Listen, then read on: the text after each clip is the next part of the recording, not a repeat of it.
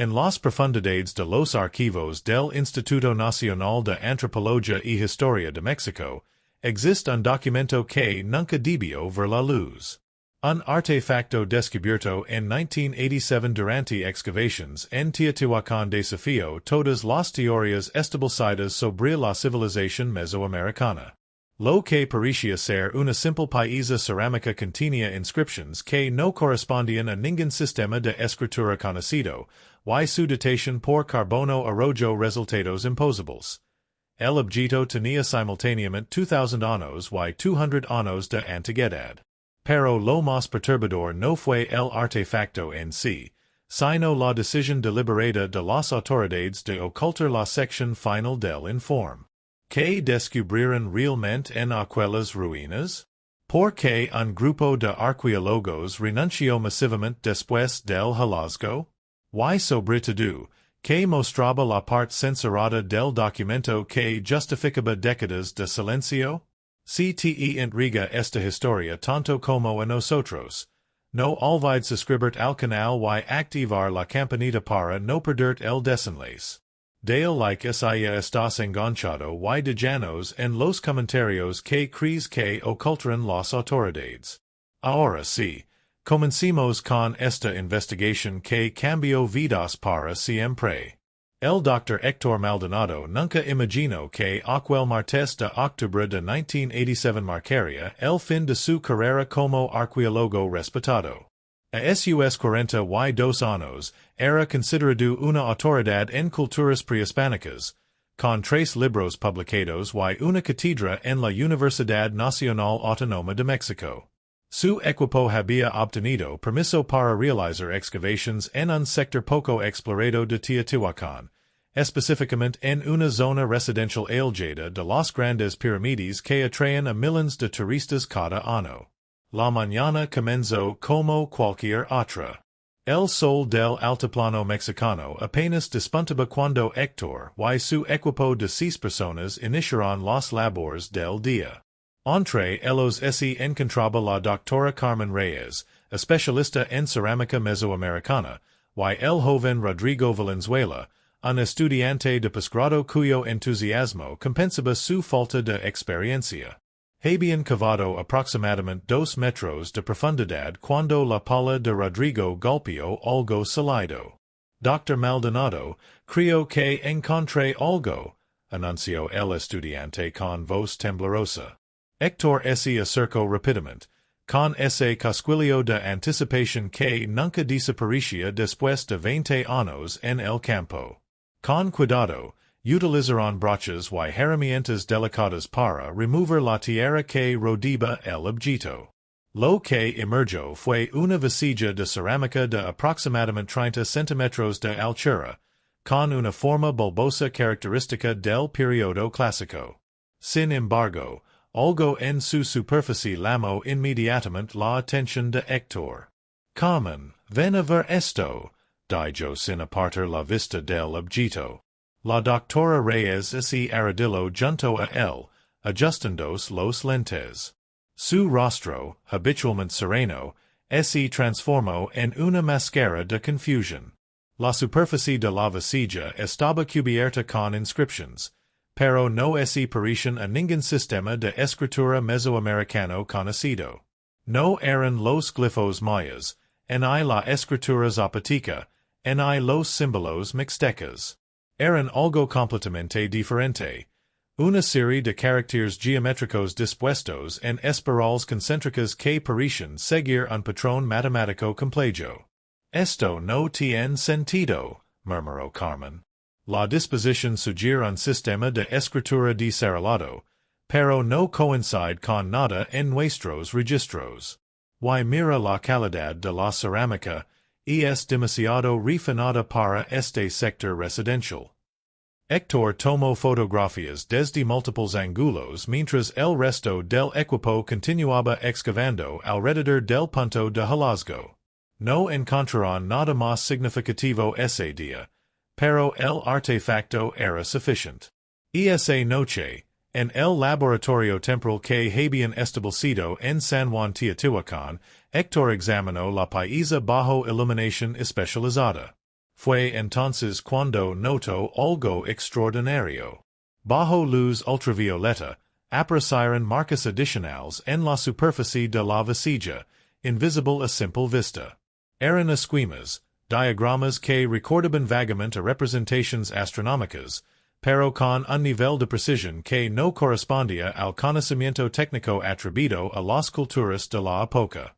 Tenemos que reportar esto al instituto inmediatamente, dijo Carmen, quien había permanecido con él hasta tarde. Esto podría reescribir lo que sabemos sobre Teotihuacán. Héctor asintió, pero algo en su interior lo advertía que habían tocado algo que iba más allá de un simple descubrimiento arqueológico excepcional. Redactó un informe preliminar esa misma noche, detallando cada aspecto del hallazgo, y lo envió por fax al Instituto Nacional de Antropología y Historia en Ciudad de México. La respuesta llegó más rápido de lo esperado. A las 8 de la mañana siguiente, el teléfono del laboratorio sonó. Era el Dr. Ernesto Villalobos, director de investigaciones del instituto, una figura legendaria en la arqueología mexicana conocida por su rigor académico y su temperamento intimidante. Maldonado, necesito que envíe ese artefacto y lo traiga personalmente a Ciudad de México. Hoy mismo, ordinó Villalobos sin preámbulos. Y no hable de esto con nadie fuera de su equipo directo. Entendido. ¿Hay algún problema, Dr. Villalobos? Ningún problema. Solo siga mis instructions. La línea es corto.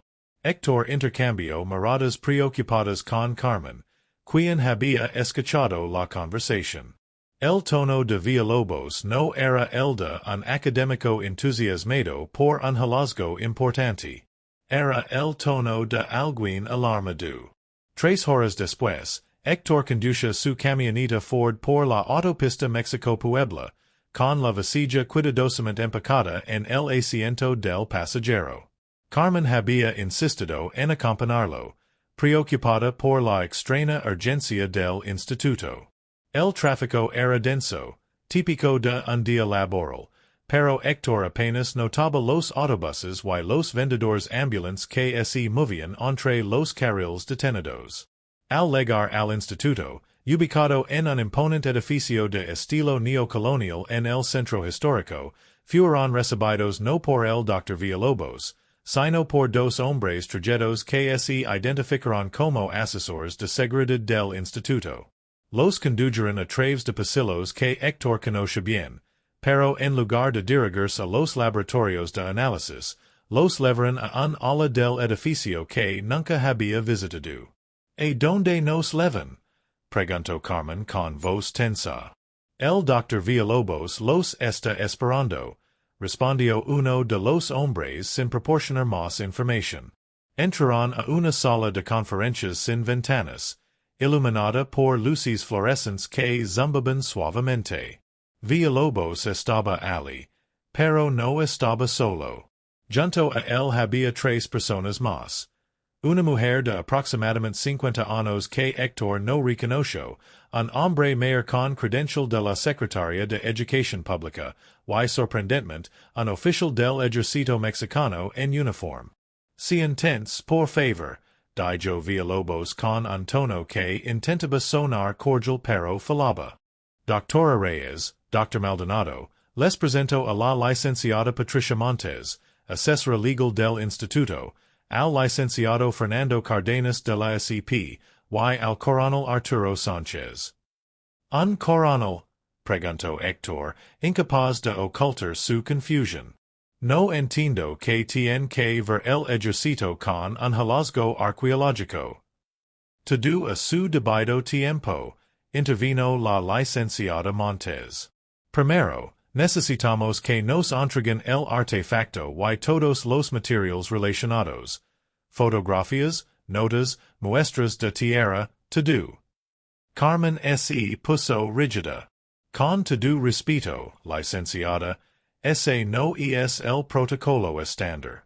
Nosotros somos los investigadores principales, tenemos derecho a participar en el análisis. El Coronel Sánchez se inclinó hacia adelante, con las manos entrelazadas sobre la mesa. Doctora Reyes, Dr. Maldonado, este asunto ha sido elevado a una cuestión de seguridad nacional. El artefacto que descubrieron presenta características que requieren un nivel de clasificación especial. Seguridad nacional, repitió Héctor, sintiendo que la situación se volvía cada vez más surrealista. Y es una vasija de cerámica prehispánica con inscripciones inusuales. ¿Cómo puede eso ser una amenaza para la seguridad nacional? Villalobos suspiró, pareciendo incómodo. Héctor, confía en mí. Hicimos análisis preliminares basados en tus fotografías. Los resultados son problemáticos. Muy problemáticos. Los siguientes 3 días fueron los más frustrantes de la carrera de Héctor. El y Carmen fueron retenidos en un hotel del centro histórico, con todos sus gastos pagados pero sin permiso para regresar a Teotihuacán o contactar al resto de su equipo. Agents del instituto les informaban diariamente que el análisis continuaba y que su cooperación era apreciada, pero no les proporcionaban ningún resultado. El cuarto día, finalmente los convocaron de nuevo al instituto. Esta vez la reunión fue en un laboratorio de conservación, donde la vasija descansaba sobre una mesa especial, rodeada de equipos de análisis que Héctor reconoció. Espectrómetros, cámaras de alta resolución, y lo que parecía ser un equipo portátil de datación por carbono. Villalobos entró acompañado de un hombre delgado con lentes gruesos que fue presentado como el Dr. Luis Fernández, físico especializado en datación de materiales arqueológicos. Lo que siguió fue una explicación que desafió todo lo que Héctor creía saber sobre su profesión. Realizamos 3 pruebas independientes de datación por carbono 14. Comenzó Fernández, proyectando gráficos en una pantalla. Utilizamos diferentes laboratorios, incluyendo uno en Estados Unidos y otro en Francia, para eliminar cualquier posibilidad de error metodológico. ¿Why? Preguntó Carmen, inclinándose hacia adelante. Fernández intercambió una mirada con Villalobos antes de continuar. Las muestras orgánicas incrustadas en la cerámica, restos de pigmentos y adhesivos, arrojan 2 fechas simultáneas y incompatibles. Una parte del material data aproximadamente del año 200 después de Cristo, consistent con el periodo clásico de Teotihuacán. Pero otra porción del mismo material data del año 1800 después de Cristo, el periodo colonial tardío. Eso es imposible, dijo Héctor automáticamente. Debe haber contaminación de la muestra. Eso pensamos, respondió Fernández. Por eso repetimos las pruebas múltiples veces, con muestras tomadas de diferentes partes del objeto. Los resultados fueron consistentes. Dr. Maldonado, esa vasija contiene material orgánico de 2 épocas diferentes, no como contaminación externa, sino integrado en la estructura misma del objeto. Carmen se levantó y se acercó a la vasija, estudiándola con una intensidad casi dolorosa. ¿Están sugiriendo que fue creada 2 veces? ¿O que alguien en el siglo XIX recreó un artefacto antiguo con tal precisión que es indistinguible del original? No estamos sugiriendo nada todavía, intervino Villalobos. Pero hay más. Mostrales el análisis de las inscripciones, Luis. Fernández cambió la presentación. La pantalla mostró ahora fotografías ampliadas de los símbolos en la superficie de la vasija. Sometemos las inscripciones a análisis computerizado para identificar patrones. Lo que encontramos es extraordinario. Los símbolos siguen una progresión matemática basada en la secuencia de Fibonacci, pero con variaciones que sugieren un conocimiento de teoría de números que no debería existir en ninguna cultura mesoamericana. Más específicamente, continuó, algunos de los patrones coinciden con representaciones modernas de conceptos matemáticos avanzados.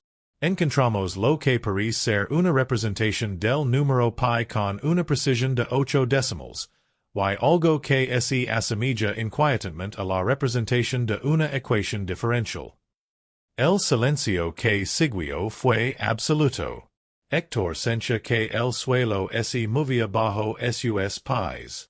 Están diciendo que alguien con conocimientos matemáticos del siglo XX o XXI creó este objeto, lo envejeció artificialmente para que pareciera de dos periodos diferentes, y lo entero en Teotihuacán.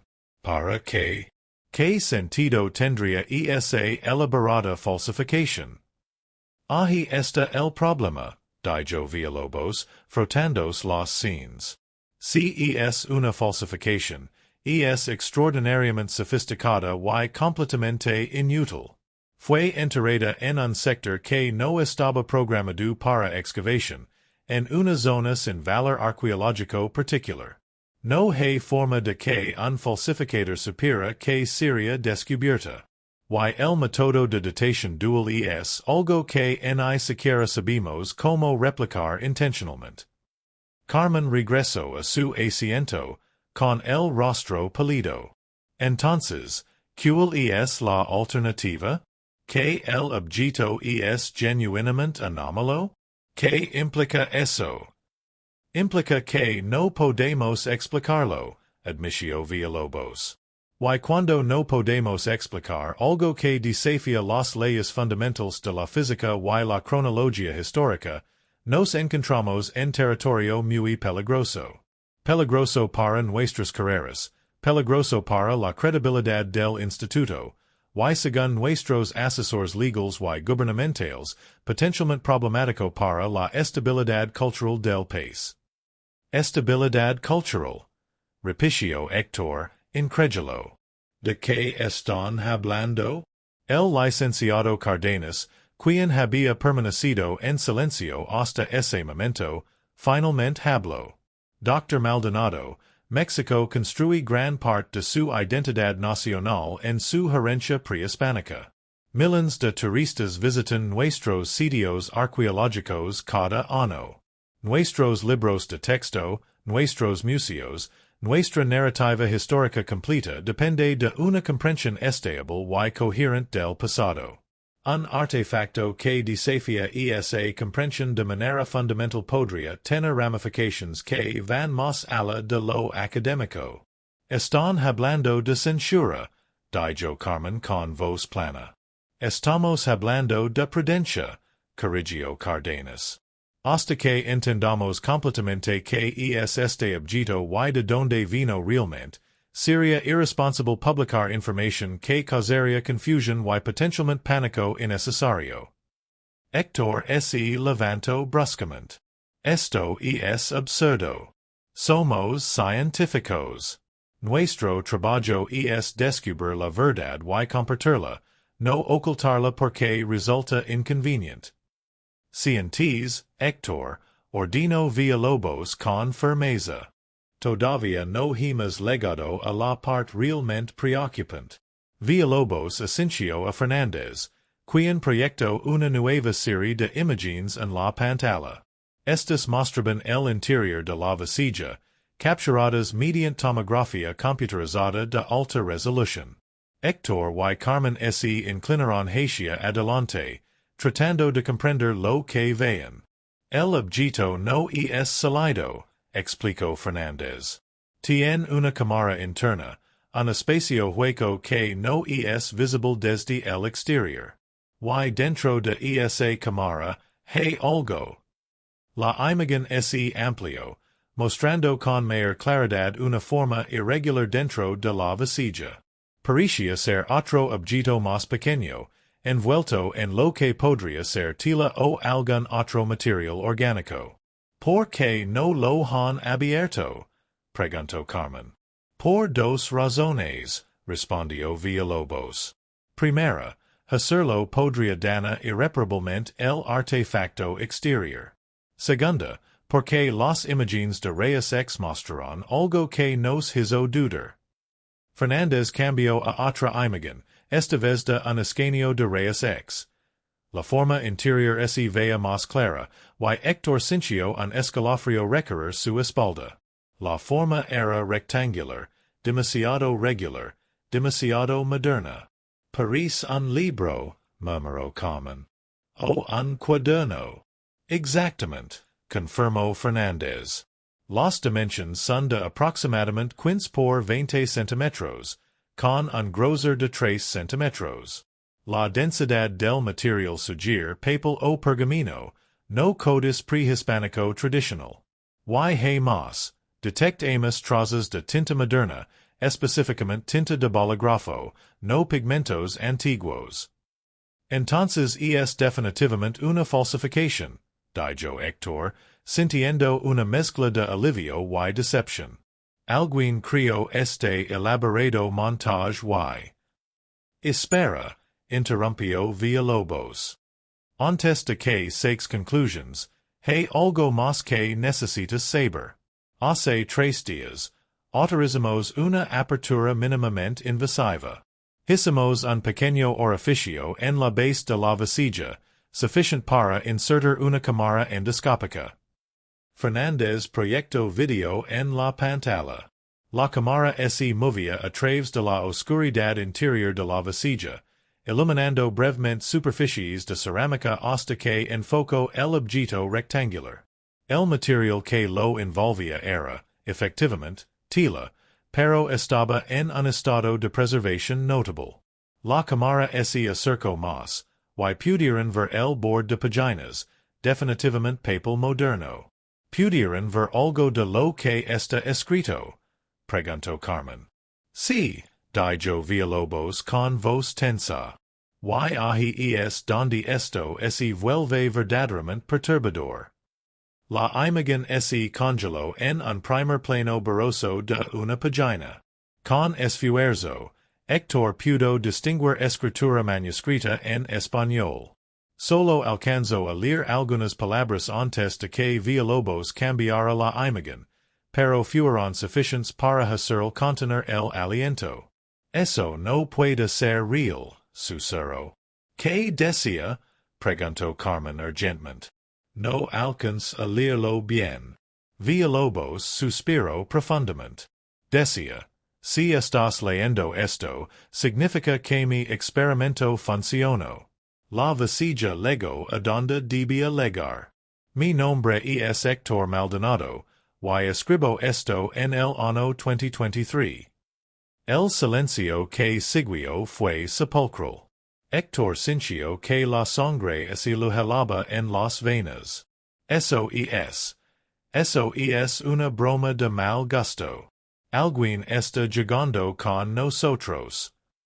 Esa fue mi primera reacción también, admitió Villalobos. Por eso convoqué al coronel Sánchez y a nuestros asesores legales. Por eso mantuvimos esto en absoluto secreto. Porque esto es real, las implicaciones son imposibles, completo Carmen. Las implicaciones son literalmente imposibles. Están sugiriendo viaje en el tiempo, o alguna forma de predestinación paradójica, o no sé en qué estoy diciendo. Nada de esto tiene sentido. Fernández intervino con voz calmada, como si estuviera tratando de tranquilizar a un animal asustado. Lo que sí sabemos con certeza es que el artefacto exterior tiene genuinamente elementos datados en 2 periodos diferentes. Sabemos que contiene conocimientos matemáticos anacrónicos. Y sabemos que en su interior hay un documento que menciona el nombre del descubridor antes de que el descubrimiento ocurriera. Más allá de eso, no podemos hacer afirmaciones definitivas sobre qué significa.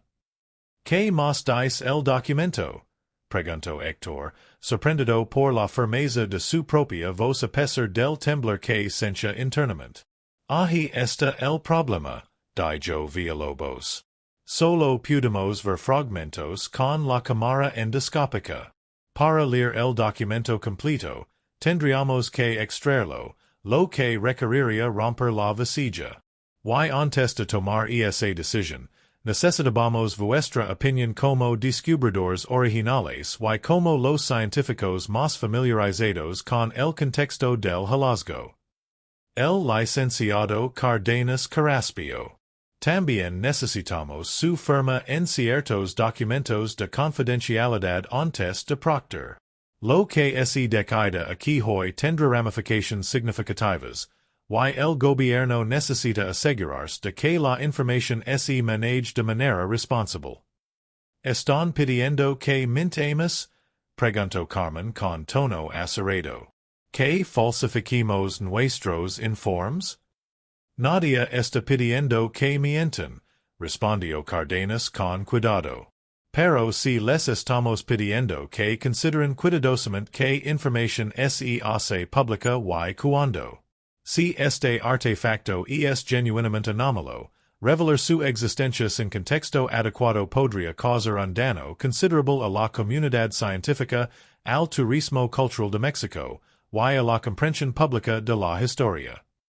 Héctor se puso de pie y camino hacia la vasija, estudiándola desde todos los ángulos. Era hermosa, extraña, imposible. Se agachó para examinar la base, donde presumiblemente habían hecho el pequeño orificio para la cámara endoscópica. Era casi invisible, un trabajo profesional. Si firmamos esos documentos de confidencialidad, dijo lentamente, y decidimos abrir la vasija para extraer el documento interior, ¿qué garantía tenemos de que podremos leer su contenido completo? De que no nos ocultarán información. Villalobos pareció considerar la pregunta cuidadosamente.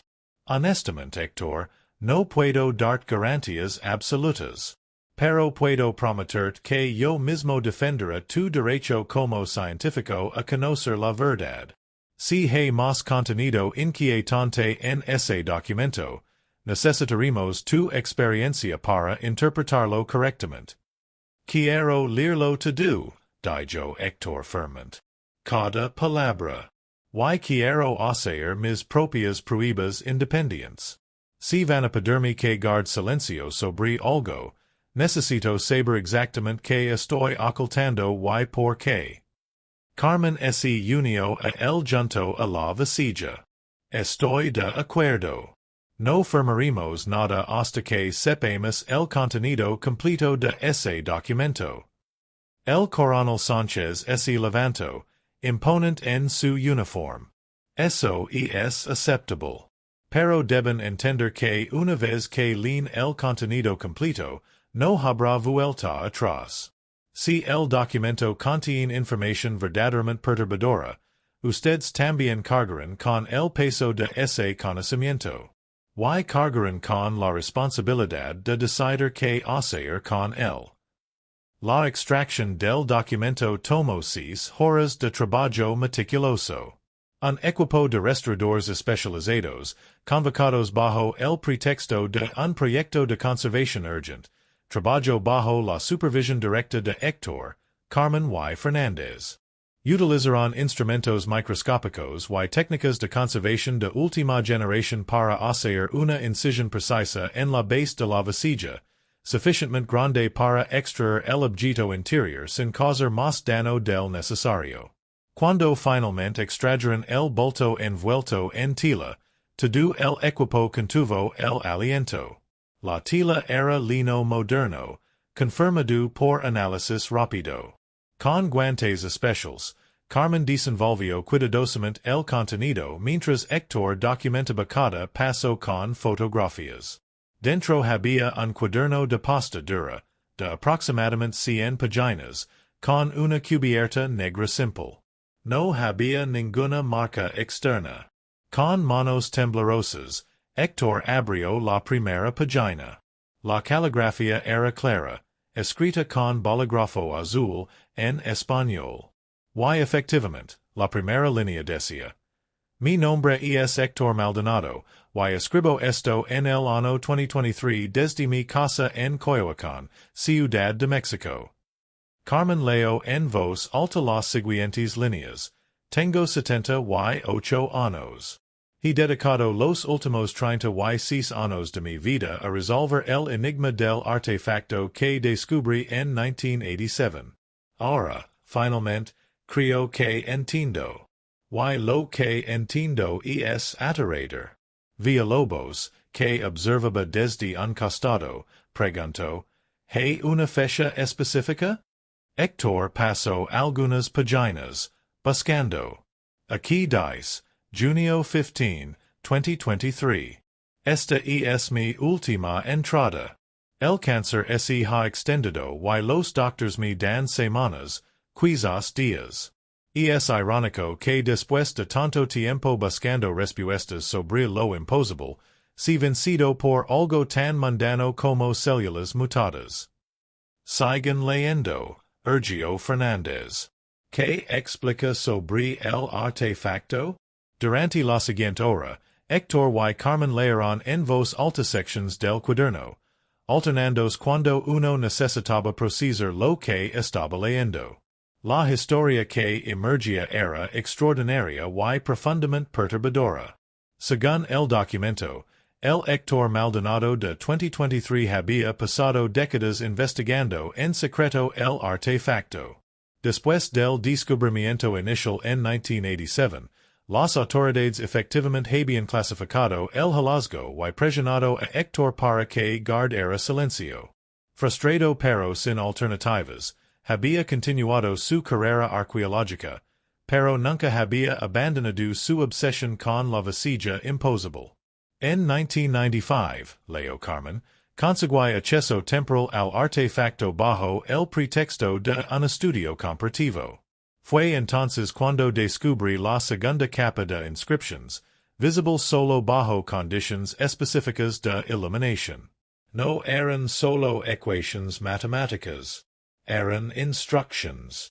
Héctor continuó. Las inscripciones describían un preciso, una técnica que combinaba elementos de la cosmovisión mesoamericana con conceptos que ahora reconozco como teoría cuántica. En ese momento no lo entendí, pero ahora, después de años de estudio, he llegado a una conclusión improbable. El artefacto fue diseñado como un dispositivo de comunicación temporal. ¿Qué? Exclamó Fernández. ¿Está sugiriendo viaje en el tiempo? No exactamente, dijo Héctor, leyendo más adelante. Escuchen esto, no es viaje en el tiempo en el sentido tradicional. Es algo que los físicos cuánticos modernos llaman entrelazamiento temporal. El artefacto fue diseñado para existir simultáneamente en múltiples puntos temporales, sirviendo como un ancla que permite la transferencia de información limitada entre esos puntos. Los creadores originales, quienquiera que fueran, entendían algo sobre la naturaleza del tiempo que nuestra ciencia apenas está comenzando a teorizar. Carmen pasó varias páginas, escaneando el contenido. Aquí hay ecuaciones, diagramas, referencias a experimentos que supuestamente realizó en secreto.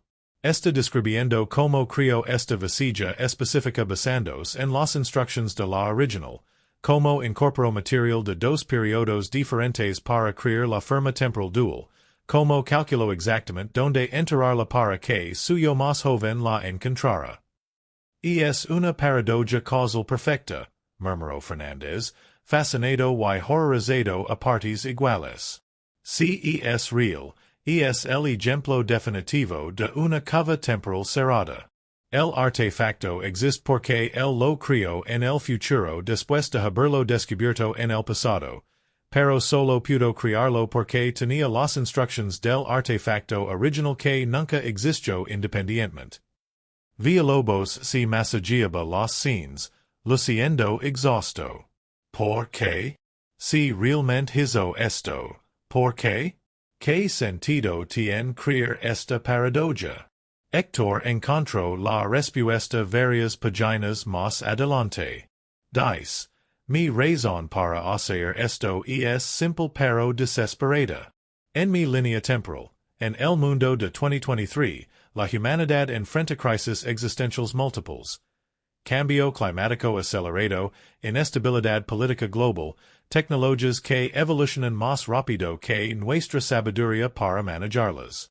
Creo que algo fundamental salió mal en nuestro desarrollo histórico, alguna elección crítica que nos puso en este camino destructivo. Los creadores originales del artefacto templo en Teotihuacán entendían esto, continuó Carmen, leyendo la siguiente sección. Ellos no eran dioses ni aliens. Eran humanos, pero de una línea temporal diferente, una donde la civilización mesoamericana nunca fue conquistada, donde se desarrolló una ciencia diferente basada en principios diferentes. Dejaron este artefacto como una advertencia, una oportunidad para que otras líneas temporales evitaran sus errors. El cuaderno continuaba con páginas de especulación sobre líneas temporales alternativas, sobre cómo pequeños cambios en eventos cruciales podían ramificarse en futuros radicalmente diferentes. El lector de 2023 describía su proceso de aprendizaje, cómo lo había tomado años descifrar las inscripciones, cómo había necesitado ayuda de físicos, matemáticos continuar y filósofos para siquiera comenzar a comprender los conceptos involucrados. Pero aquí está la parte crucial, dijo Héctor, su voz tensa mientras leía. No puedo cambiar mi propia línea temporal. Las leyes que gobiernan el entrelazamiento temporal lo prohíben. Pero puedo crear un punto de ramificación, un mensaje que potencialmente alcance una versión alternativa de mí mismo en un momento crítico. Si mi yo más joven li esto y elige diferente, tal vez esa rama del multiverso evite los errores que condujeran a mi presente sombrío. Carmen encontró la sección final del cuaderno. Aquí está su mensaje para ti, Héctor. Para el tú de 1987. Dice, sé que cuando lees esto tendrás 42 años. Estás al principio de tu carrera, respetado, con tanto potencial. Las autoridades te prisioneran para que guard silencio sobre este descubrimiento. En mi línea temporal, accedí. Me callé por 30 años, jugando el juego político, manteniendo mi posición académica, pero esencialmente traicionando mi deber como científico. No cometas mi error. Publica. Habla. Comparte este descubrimiento con el mundo, consecuencias que si, destruirá tu carrera.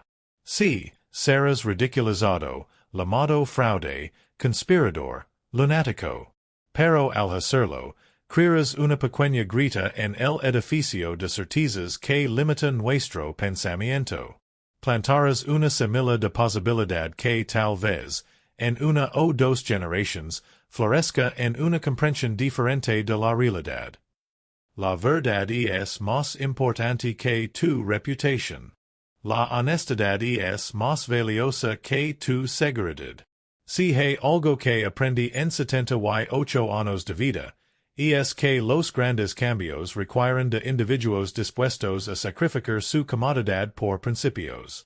No dejes que el miedo te silencie como mi silencio a mí. El cuaderno terminaba con coordenadas geográficas, referencias a otros tres sitios en México donde supuestamente existen artefactos similares, y una advertencia final. Busca a Carmen Reyes. En mi línea temporal, ese distancio después del encubrimiento y nunca volvamos a hablar. No cometas ese error. Ella tiene una mente brillante y un coraje que yo carece. Confía en ella. Cuando terminaron de leer, el silencio en el laboratorio era absoluto. Finalmente, el licenciado Cardenas habló con voz ronca. ¿Entienden ahora por qué esto no puede hacerse público? Si publican esto, no solo los destruirán a ustedes. Destruirán la credibilidad de toda la arqueología mexicana. El mundo entero pensara que somos locos o charlatans. O podría ser verdad, dijo Carmen en voz baja. ¿Consideraron esa posibilidad? El coronel Sánchez se levantó. Con todo respeto, Dr. Reyes, la verdad de esta situación es irrelevant. Si un elaborado engaño o genuinamente anómalo, el resultado práctico es el mismo. Chaos, confusion, y daño a las instituciones que mantienen el orden social y cultural. Héctor cerró el cuaderno cuidadosamente, sus manos sorprendentemente firmes. Miró a Carmen, luego a Villalobos, finalmente al coronel Sánchez. Me están pidiendo que elija entre mi carrera y mi integridad científica. Entre la comodidad del silencio y la incomodidad de la verdad. Te estamos pidiendo que seas razonable, dijo Villalobos con tono suplicante. Héctor, eres un arqueólogo brillante. Tienes décadas de contribuciones importantes por delante. No arruines tu vida por esto. Ese es exactamente el punto, respondió Héctor. El verdadero significado de este artefacto no es el misterio de su origen, sino la pregunta que nos hace sobre quiénes elegimos ser cuando enfrentamos lo inexplicable. Se volvió hacia Carmen. ¿Qué piensas tú? Ella lo miró durante un largo momento, y Héctor vio en sus ojos la misma batalla interna que él estaba librando. Finalmente, ella sonrió, una sonrisa triste pero determinada. Creo que tu versión futura tenía razón sobre mí. Y creo que tiene razón sobre lo que debes hacer. 6 meses después, Héctor Maldonado publicó su artículo completo sobre el artefacto imposible en una revista científica independiente, después de que todas las publicaciones principales lo rechazaron. Incluyó fotografías, resultados de datación, análisis de las inscripciones, y el contenido íntegro del cuaderno. Como predijo el documento, fue instantáneamente descalificado por la comunidad arqueológica establecida. El Instituto Nacional de Antropología y Historia emitió un comunicado desautorizándolo y sugiriendo que había fabricado evidencia. Su posición en la UNAM fue reestructurada, hasta que finalmente renunció. Los medios lo etiquetaron como un académico quedo, un buscador de atención que había sacrificado su credibilidad por fama efímera. Carmen también enfrentó consecuencias profesionales, aunque menos severas. Defendió públicamente a Héctor y las anomalías del artefacto, lo que manchó su reputación pero no la destruyó completamente. Encontró trabajo en una universidad más pequeña y continuó investigando los sitios mencionados en el cuaderno, aunque con recursos limitados. Pero algo curioso comenzó a suceder. Entre el ridículo y el rechazo, algunas voces comenzaron a hacerse oír. Físicos teóricos que trabajaban en teoría de cuerdas y mecánica cuántica notaron que algunas de las ecuaciones en las inscripciones tenían sentido desde perspectivas no convencionales. Matemáticos encontraron patrones intrigantes. Pequeños grupos de investigadores independientes comenzaron a examinar las afirmaciones con mente abierta. En 1992, 5 años después del descubrimiento inicial, un estudiante de doctorado en física de la Universidad de Cambridge escribió una tesis sobre entrelazamiento temporal que citaba las inscripciones del artefacto como especulación intrigante que merece exploración matemática. La tesis no probaba nada sobre el origen del artefacto, pero legitimizaba algunos de los conceptos como dignos de investigación científica seria. Para 1998, el caso del artefacto Maldonado, como había sido apodado, se había convertido en una nota al pie fascinante en discusión sobre fenómenos arqueológicos anómalos. Ya no era completamente ridiculizado, aunque tampoco era aceptado. Existía en un limbo peculiar. demasiado extraño para ser ignorado, demasiado inexplicable para ser abrazado. Héctor nunca volvió a trabajar en arqueología académica formal. En cambio, escribió libros sobre historia alternativa de las ciencias mesoamericanas, dio charlas en pequeñas conferencias, y mantuvo correspondencia con un círculo creciente de investigadores que comparten su interés en fenómenos que desafiaban explicaciones convencionales. Nunca se hizo rico ni famoso, pero encontró una comunidad de personas que valoraban su honestidad más que su conformidad. Carmen y él permanecieron amigos cercanos y colaboradores ocasionales. Ella nunca encontró los otros artefactos mencionados en el cuaderno, pero sus intentos de hacerlo la llevaron a descubrimientos legítimos importantes en sitios poco explorados. Su carrera, aunque danada, finalmente floreció de maneras inesperadas. En cuanto al artefacto en sí, permanece hasta hoy en una bóveda de alta seguridad en el Instituto Nacional de Antropología y Historia, oficialmente clasificado como objeto de procedencia indeterminada en investigación. Ocasionalmente, investigadores con las credenciales correctas y la persistencia suficiente obtienen permiso para examinarlo. Los resultados de esos exámenes nunca alteran el veredicto oficial. Se considera un engaño sofisticado de origen desconocido. Pero Héctor, sentado en su pequeño apartamento en Coyoacán en 2023, gravemente enfermo con el cáncer que lo consumía, sonría al recordar todo. Había hecho la elección difícil. Había dicho la verdad a pesar del costo personal. Y aunque nunca sabría con certeza si su decisión había creado la ramificación temporal que su supuesto yo futuro esperaba, podía morir sabiendo que había vivido con integridad. Tal vez nada de eso fue real, le dijo a Carmen durante una de sus últimas visitas.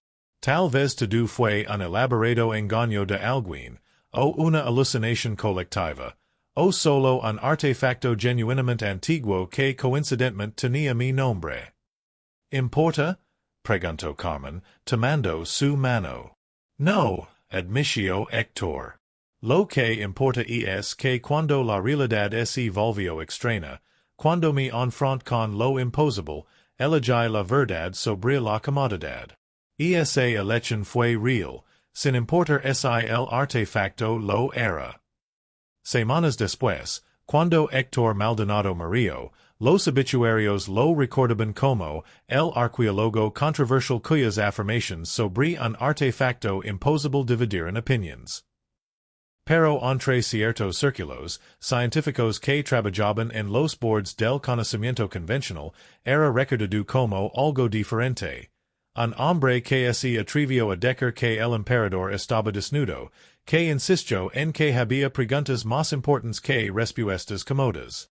Y en algún lugar, quizás en esta línea temporal o quizás en otra, un joven arqueólogo de 42 años descubrió una vasija imposible en Teotihuacán y enfrentó la decisión más importante de su vida. Calar y ser seguro, o hablar y ser libre. La historia nunca revela que elección hizo. Eso, después de todo, es la naturaleza de las bifurcaciones temporales. Cada posibilidad existe simultáneamente hasta que alguien la observa, la vive, la hace real con su decisión. El archivo permanece, filtrado y clasificado, su parte más crucial supuestamente oculta. Pero quienes conocen la historia completa entienden que la verdadera parte oculta no era información sobre el artefacto. Era la lección sobre el coraje de enfrentar lo desconocido, sobre el precio de la verdad, sobre cómo cada uno de nosotros elige vivir cuando la realidad se vuelve más extraña de lo que nuestras teorías pueden explicar. Y esa lección, a diferencia del artefacto, no necesita ser físicamente real para cambiar vidas. Solo necesita ser contada, una y otra vez, a cada generación que debe decidir si valorará más la comodidad de las mentiras familiares o la incomodidad de las verdades imposibles. Y así termina esta extraordinaria historia que nos hace cuestionar la naturaleza de la verdad, el valor del coraje científico y las decisiones que definen nuestras vidas. ¿Qué habrías hecho tú en el lugar de Héctor? ¿Hubieras elegido la seguridad del silencio o el riesgo de la verdad? Díganos tu opinión en los comentarios. Si esta historia te hizo reflexionar, no olvides dar like y compartirla con alguien que aprecie los misterios que desafían nuestra comprensión de la realidad. Y por supuesto, suscribite al canal para más historias que exploran los límites de lo posible. Nos vemos en la próxima. Gracias por acompañarnos en este viaje.